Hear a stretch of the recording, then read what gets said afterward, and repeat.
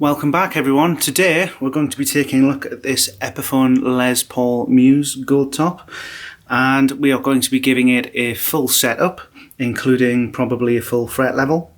We might be making some cosmetic changes with the hardware, and we might even be looking at darkening the fretboard. If that's something that you'd be interested in, please stick around. If it's the darkening of the fretboard that you're specifically interested in, then please do look on my channel, because I plan to release that as a separate video where I will cover more detail on the experiments I've done beforehand and the different dyes and oils and things available. So before I do anything, I'm going to check out the current action, which seems quite high. Looking at the nut end, the nut is not obscenely high. I always do like to file that down quite low for my own personal taste. And yes, looking at the neck, it may have a little bit of relief in it. The previous owner did comment that when they got the guitar it did have a little bit of fret buzz, which suggests that we might have some uneven frets. So they may have raised the action just to keep that playing cleanly without any fret buzz. We can take care of that. Before we do anything further, let's get the strings off.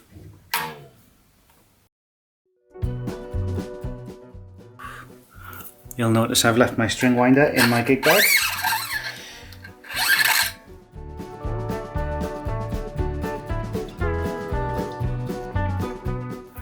Just in case anyone is interested, this strictly wouldn't probably be classed as a gold top by a lot of people, because the colour is known as burnt almond, I believe, which when you compare it to most other gold tops, it does have a little bit more of a pinkish or reddish hue in there. In certain lights it can be quite apparent, but I think it looks really nice. The only thing I'm not really sure of visually is those clear speed knobs, which I do know are consistent throughout the range, and when you do have something like a metallic pastel colour, I think I can see what they were going for. But for something that will clearly appeal to someone who wants a gold top, I'm not sure they're the best, so we might look at changing those. Before we do anything, I'm just going to give the guitar a good clean with an old rag and some alcohol.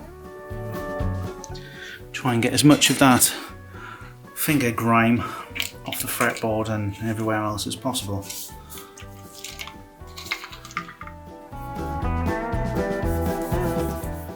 Just taking note when it is wet with the alcohol, what this fretboard actually looks like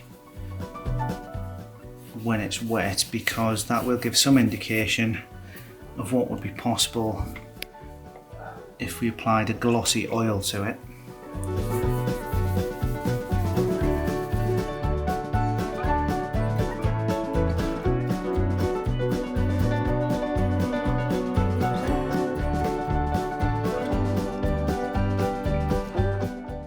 So after a little bit of experimentation on a piece of scrap, I have decided to go ahead and try and darken the fretboard a little bit using this Fide dark naphtha wood dye, which I would assume is effectively some kind of ebony or similar dye mixed in with naphtha.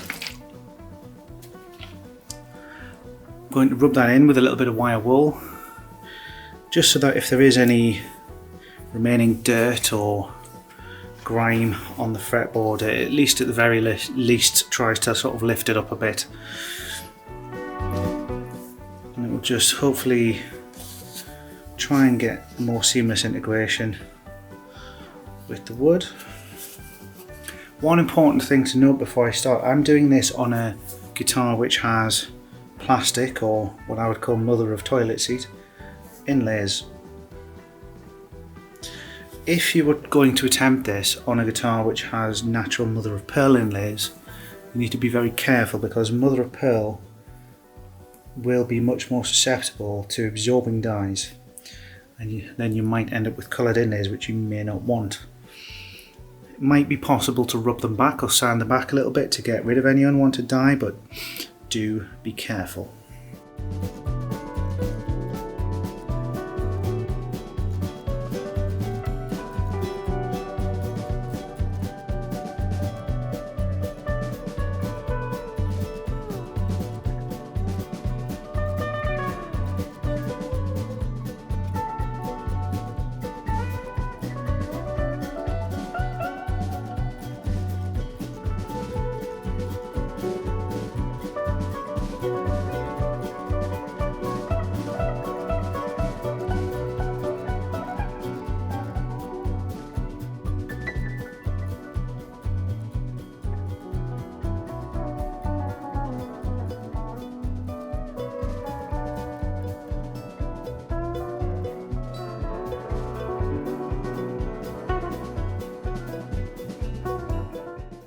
So I think that's looking good.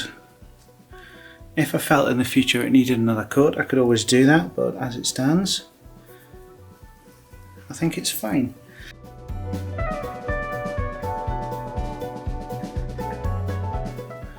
And there we have it. The next thing I want to try and address are these knobs. Now, these knobs actually look and feel very nice, they're very functional. I like the way they feel, they're called speed knobs for a reason. But if we're viewing this guitar as a classic gold top, they just don't fit in with what we expect from a gold top, and for that reason I would like to try and change them. Now, if you're thinking about changing the knobs on a guitar yourself, there's a very important thing to take note of, and that is that not all pots have the same splines on them, or should I say have the same shafts. Although the metric pots and the imperial pots, and you would commonly find the old style imperial pots on a typical American Gibson guitar, and you would generally find the metric pots on an import guitar such as an Epiphone or many other brands. Although the actual measurement in terms of the width is so close that you could probably get knobs made for either to work, there is unfortunately one thing stopping you, and that is that the knurling on the knobs, which is designed to grip the moulding on the inside of the knob, has a different number of, for want of a better word, spikes, or splines as I think they're generally referred to. Off the top of my head, I think the American ones, or the imperial ones, have a coarse 18 spline count, and the European, the metric or import ones have a much finer 24 spline count. And that means if you buy plastic knobs or any other kind of knob made to fit on an American guitar and try and fit it over these alpha pots that you have on most Epiphone guitars, you will not get them on easily. And I'm not just saying that they're going to be a bit stiff, it's that you probably won't get them on at all without breaking either the pot or the knob itself. Now, I'm not saying if you really had wanted to put a particular pair of knobs on there because you could only find them made for an American guitar, you could probably perhaps hollow them out a little bit and glue them on or something like that. But if you're just wanting a straight push-pull replacement, then you will not have much luck. This is a mistake I made. These are American made. In fact, let me just turn the autofocus on here so hopefully you can get a good look. So these are the American made ones. I don't know how close my camera will focus, but you should just be able to see on the inside of the pots those spiky splines I was talking about.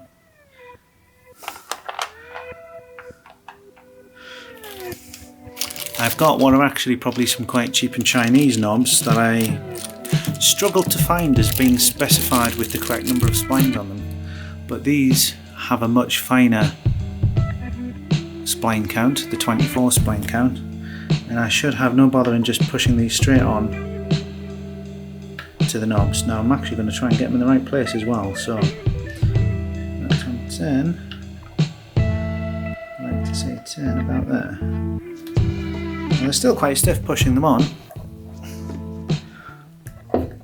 but they are going on is the point.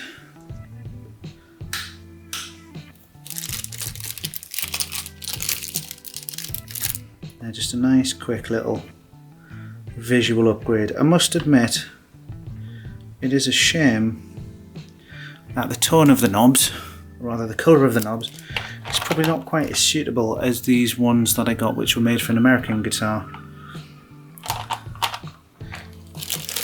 There's nothing stopping me changing them out again in the future though, if I find a better pair. So these are the ones I'm going with for now.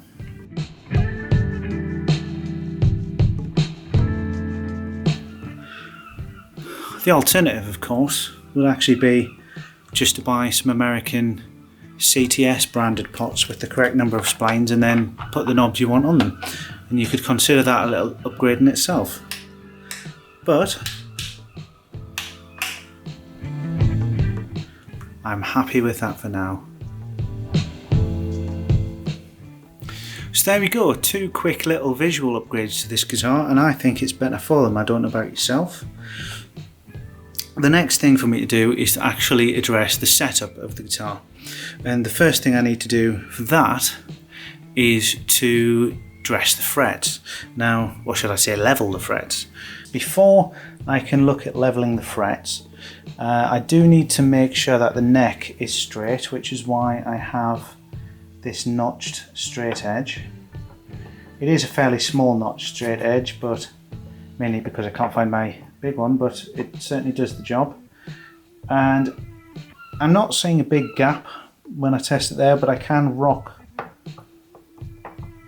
it back and forwards ever so slightly. It is very minor. Given that we've got no strings on there, that tiny little bit of backbow probably means that when it does have strings on, it's probably pretty arrow straight. But nevertheless, I'll have a look at the truss rod and see if it's got any tension on it. Got a 4mm metric in there.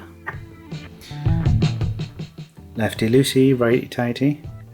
I can feel that there's not a lot of tension on there. I'm just slackening it off completely.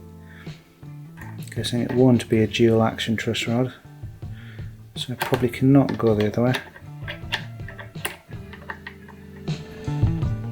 Okay, so now the neck is as flat as it's going to get. Note my economy neck rest there as well. I do recall the previous owner saying that some of the frets on this were a little bit high, and when I bought it, it did have a fairly high action. I'm not sure if that was their preference or they were trying to get away from some fretboards, so let's see what the fret rocker thinks. So I'm just going to go along with my Sharpie and mark the frets that I think are quite high, just so you can see.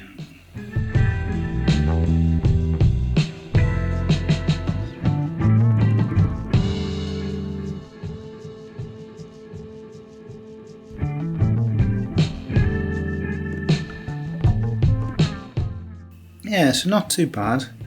It is fairly minor. There were a couple which seemed only to rock on one side, so I do want to make sure they are properly seated on the high side, which, yeah, they certainly are. They're well seated. So yes, we are going to go ahead and just do a very light fret job on this. Forgive me, I'm just going to stick some podcasts on and crack on with it. All we're basically going to do is tape up the fretboard to avoid covering it in metal filings. Then I'm going to sharpie up all of the frets and then go over it with leveling beam until I see that all of the Sharpie has disappeared, and therefore I know I've gently touched all of the frets. I will then, slightly controversial, take a look at the frets and decide if I've gone deep enough on any of them that they actually need to be recrowned. I often think with with a quick fret job like this on a guitar that I'm just going to be using day to day, sometimes it's not worth the effort of actually going through recrowning all of the frets if they're in good shape. All I want to do is make sure that the tops aren't completely flat so that it affects the intonation. If it is just the slightest of marks on the frets, then to be honest, you can usually just get away with rubbing some wet and dry over them rather than going in there with a crowning file. But we'll see.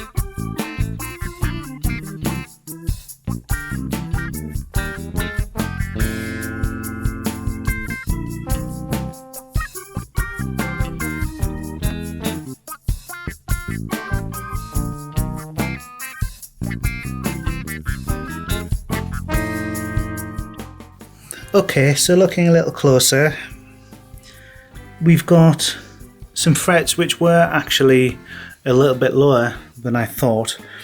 So a fair few of these frets are looking fairly flat topped right now, but what is quite encouraging is that they are quite evenly worn. It's not like we've got a big flat spot in the middle. They're nicely evenly worn across the neck, which means I've done a proper job, which is good.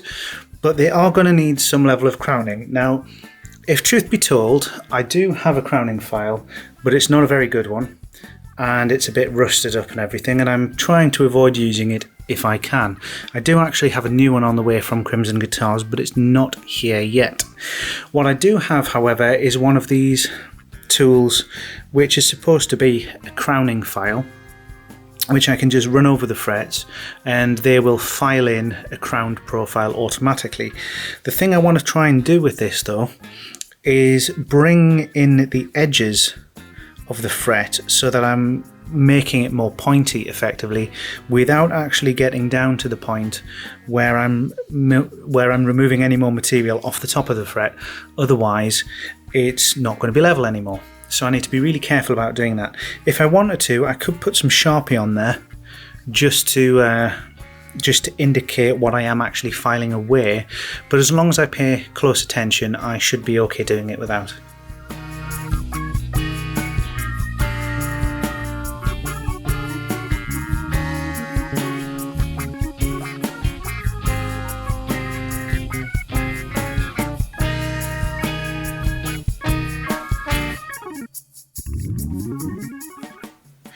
Alright, so I've been along with this tool and I've managed to crown off the frets, and thankfully I've been along with my fret rocker on every single fret and just made sure that I don't have any rocking, because it is very easy with a tool like this to go too far and actually take the level of the fret down. But I'm pleased to report that we have no movement whatsoever with the fret rocker, so it is ready to finish off. Now, in the past, I've generally actually used varying degrees of wet and dry paper to polish the frets up, and I've gone and left the stuff at home, but I happen to have some very fine wire wool with me, and that will also do the job, and it will polish up the frets very nicely. A lot of people don't like wire wool. Psychologically, I am kind of opposed to it, but actually sitting there using it now, it does a very good job.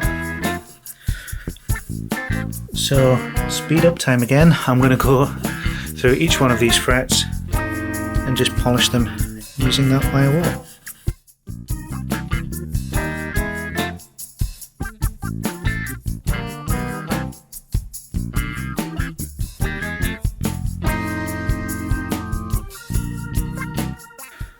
Alright, so it's to the point where I've wire wooled it, and I've also, for good measure, gone over it with some fret polishing micro mesh, and it's definitely to the point where it is nice and shiny. It's a nice playable surface that is not going to create any string noise. Where you go from this point is up to you. Personally, that is more than good enough for me for a good hard-working instrument. Some people take great pride in getting their frets nice and shiny and well polished up. In order to do that and get the scratch marks out entirely, I would either have to spend a lot of time with some very fine mesh, or I would more likely get the Dremel and some buffing compound and really go at it with that. But as I say, that is going to be perfectly fine for me. So I always like to just give it one more check with the fret rocker and make absolutely certain that I've not affected anything badly, I've not sanded anything away, but I'm not expecting it to yield any negative results. No rock there whatsoever. Looking good. Now that we know our neck is straight and our frets are level, it's time to go about setting the thing up. Now I noticed that my nut actually just fell off when I was taping it up. I didn't even tap it really, and it just fell off, which means by the looks of it, it hasn't really been glued in, or at least not glued in very well. There's nothing wrong with not gluing the nut. In fact, it's the preference of some people. I prefer to have just a tiny little dab of glue on there so I don't lose it if I decide to change the strings by taking all the strings off. While I've got it out, I might just clean it a little bit with some micro mesh, because it did suffer a little bit when I stained the fretboard, so it could do with a little bit of a clean. I'm going to get this tape out of the way because we no longer need it. I'm interested to see how the dye job holds up to the tape, if it causes any problems. There's always the chance it might pull a little bit of loose grain out, and with it, it might take some dye.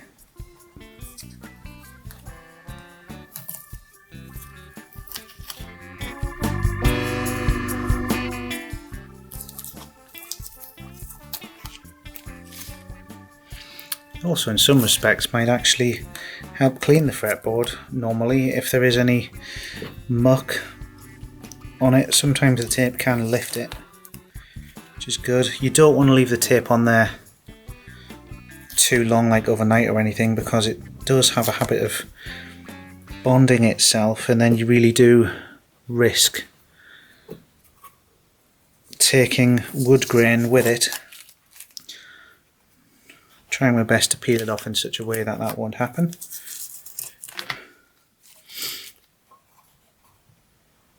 But if you do have a fretboard that is fairly rough, it's almost inevitable that you will get something on the tape, although in this case we seem to be doing very well.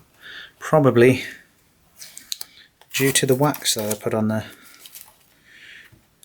While I've got the fretboard exposed, it's completely unnecessary, but I'm just going to actually add another layer of the wax product because I really am enjoying building up a nice high gloss on that fretboard. So I might as well do it while I've got the strings off.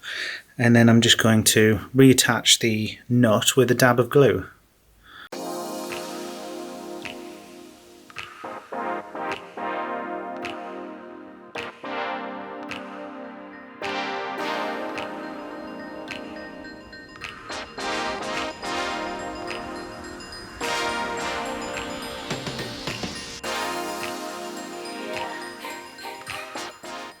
So it's normal once a guitar's been set up that you might need to leave it to sit a little bit and then check the truss rod.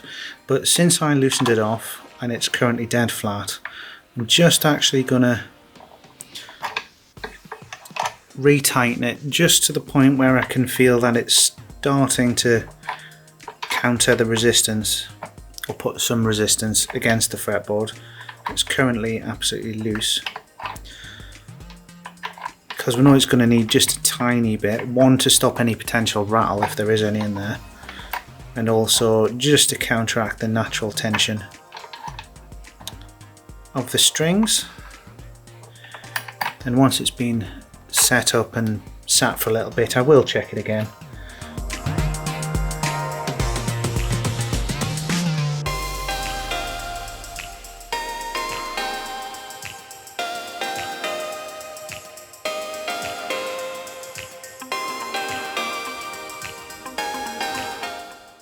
Pack my favourite strings to whip on. As is typical, I always seem to leave my string winder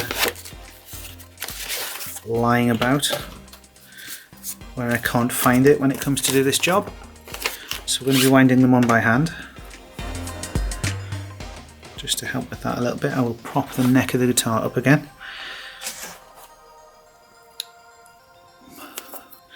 Correct way to string up, as far as I'm concerned, is to make sure that the string wraps over the top of the bit that pokes through for the first pass, and then has just enough so that it can wrap underneath for a second pass, or come close to it at least. That way get a good grip around the bit of the string poking through, and you also get more downward tension on the nut.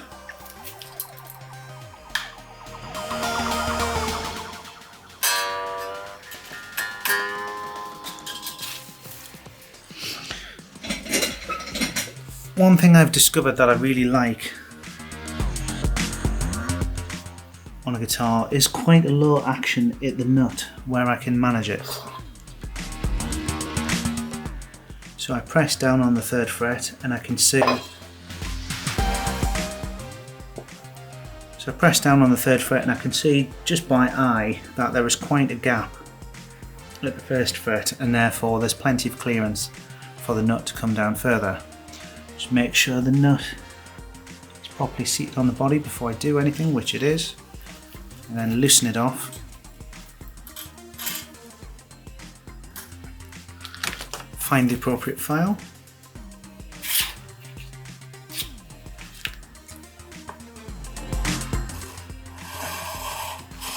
And start filing. Just with a slight downward slant.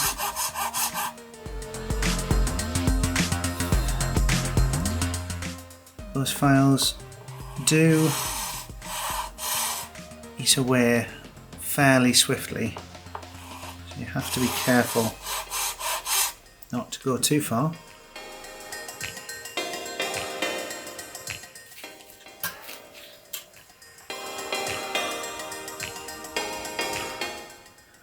Rechecking often.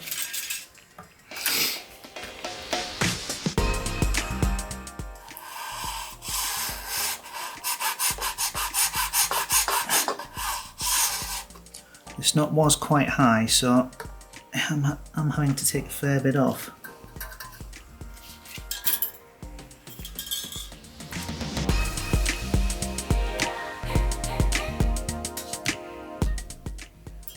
It's getting quite close now, that's about where it needs to be.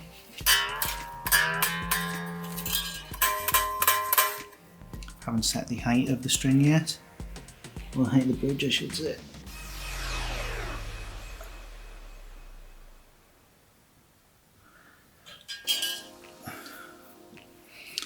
So I'm now going to get that roughly in position.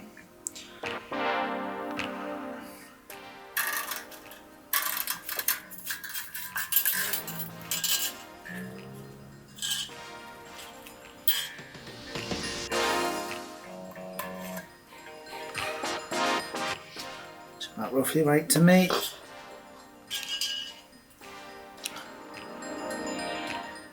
Now actually going to jump over and do the high E string. This being a tune-o-matic bridge, you can only adjust on either end of the bridge, so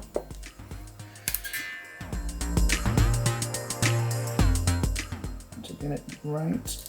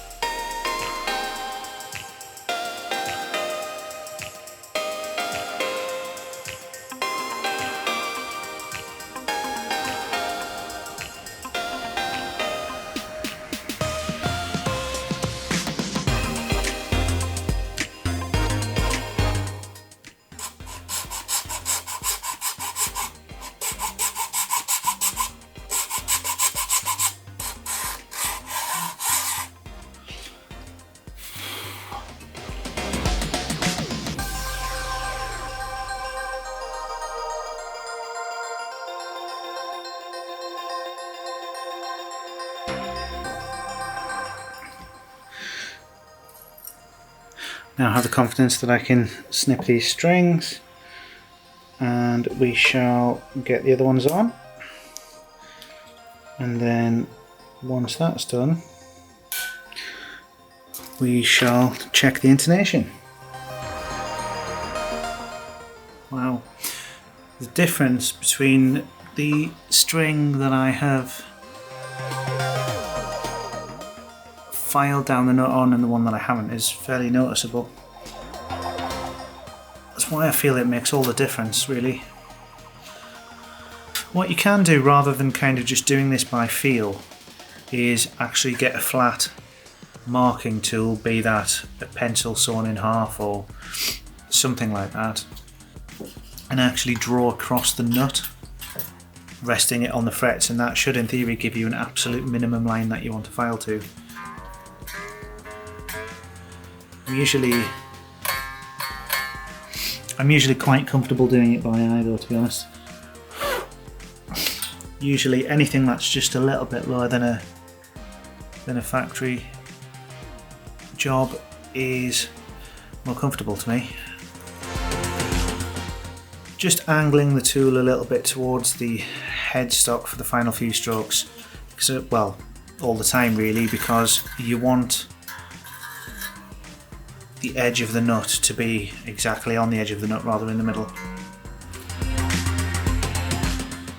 It is possible to find yourself in the situation where you've accidentally wiggled the nut slotting files away from parallel.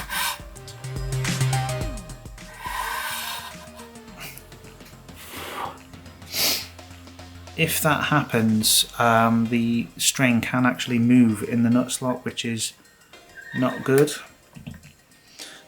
If you're struggling, sometimes using actually the smaller size down can just help you get that sort of V shape in the groove and make the string stay still. I have had to do that before, the first time I did a nut. This is only about the third one I've ever done. But just taking care,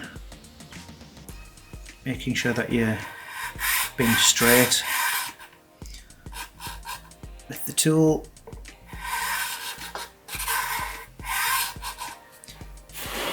Seems to work fine. Generally speaking, the thinner strings, i.e. the thinner files, do tend to cut deeper faster, so watch out for that.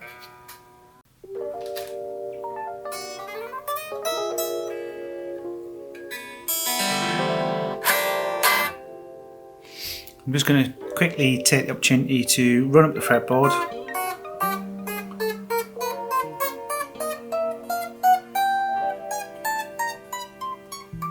Check everything's okay on every string.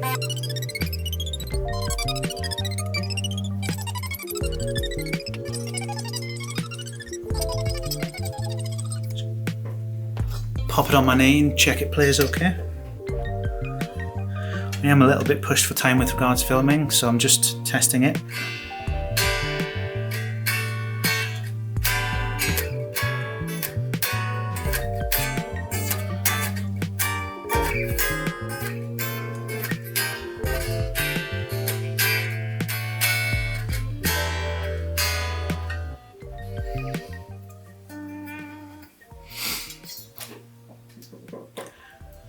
Action on it feels lovely. I'm just going to snip the excess off the strings.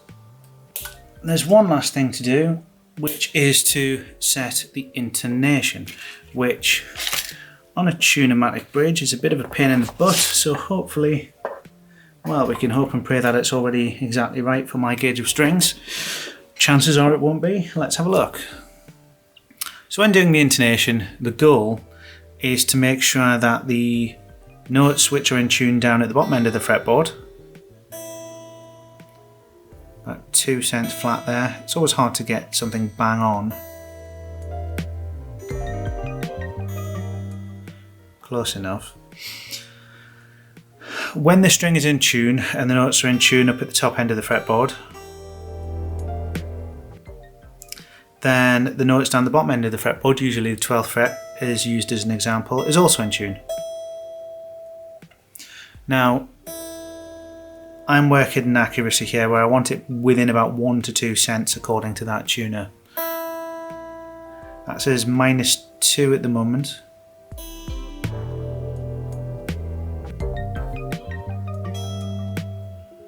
That says about -2 to -1, so that's pretty good actually. I'm guessing that the intonation may have already been done on this and it was using the same gauge of strings. Normally you find if you change string gauges, that's when it starts to drift.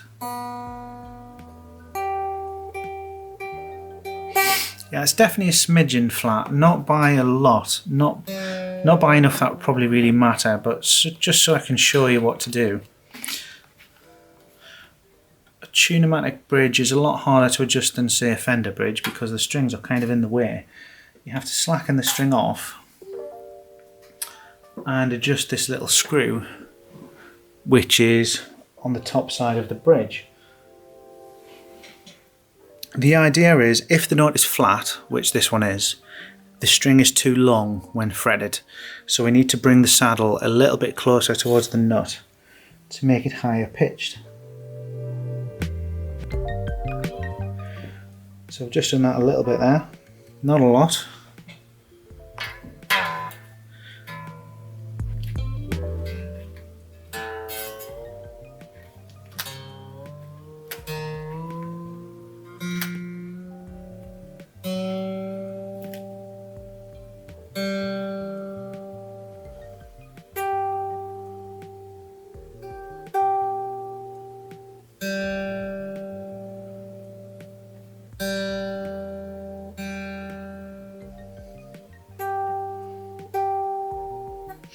Still a little bit flat for my liking.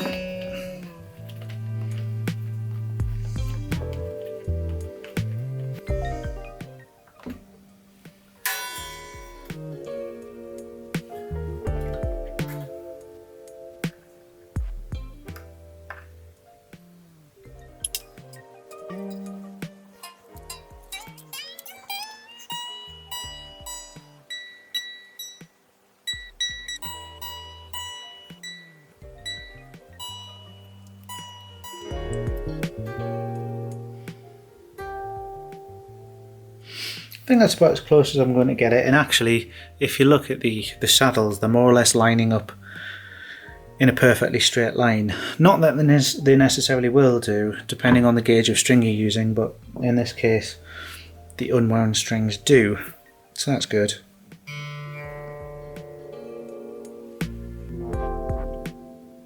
Really, I'm right on the limit of the adjustability in this guitar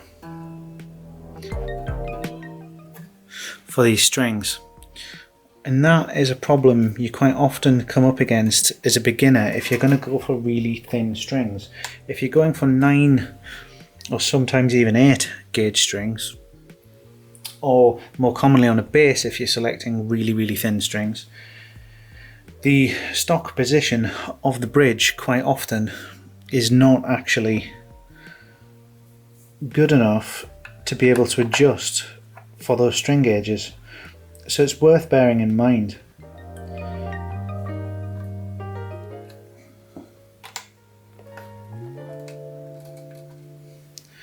These traditional Les Paul bridge types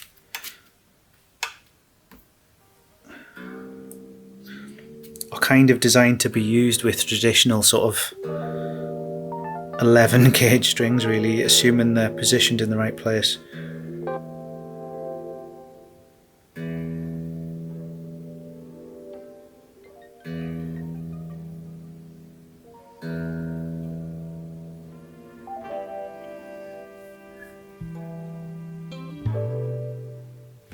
That's where those aftermarket bridges with adjustable little Allen keys to move the bridge itself can come in quite handy. At least with the Fender ones, if you can't get the saddle far enough this way, you can actually get longer screws that will let you move the saddle even further on most bridges. You can go in with things like a file and actually try filing the nut to compensate for it, or actually switching the saddles around and things like that, but I don't like to get into that kind of thing really. So there we have it. Hopefully this guitar should now be set up and playing pretty nice. So one last thing, certainly if you're checking out a guitar for the first time or for a customer, you want to make sure the electrics are working reliably. I do know when I tried out this guitar for the first time, it'd been standing a while and the pickup selector switch was a little bit intermittent. So what I'm going to do in the first instance is give it a spray with this, which is Servasol Super 10.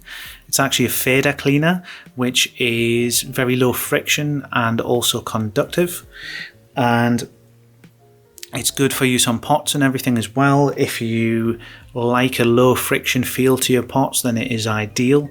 The only thing I would say is if you like something with a bit more friction to it, you will find that when you spray this stuff in and turn it a few times, it will get rid of all the high friction grease and it will become quite smooth. So if you don't want that, don't use it. But it's very similar to the sort of deoxit stuff that you will see a lot of Americans use, but it's a lot cheaper. So in the first instance, I'm just going to actually spray some of that in the switch and see if that does it. If I find that it doesn't do the trick, then I have spare Epiphone switches lying around courtesy of AliExpress, and I will use those. So there we have it, my complete overhaul and setup of an Epiphone Les Paul Muse. You could take these principles, of course, and apply them to any Gibson. Everything I've done today pretty much applies to every guitar. Just do bear in mind what I said about staining the fretboard. Your mileage may vary depending on what materials your fretboard and your inlays are actually made out of. Personally, I find these setup videos a little bit boring to watch, but they do seem to do quite well on my channel, so do let me know what you think. I guess if you stayed this far, you're probably a little bit biased, but do let me know. I tend to fill my guitar channel more with the actual builds and sometimes the amp repairs, but if setups are the kind of thing that you'd like to see, then let me know and I will continue to do them in future. I'm off home to play the thing now. Until next time, goodbye.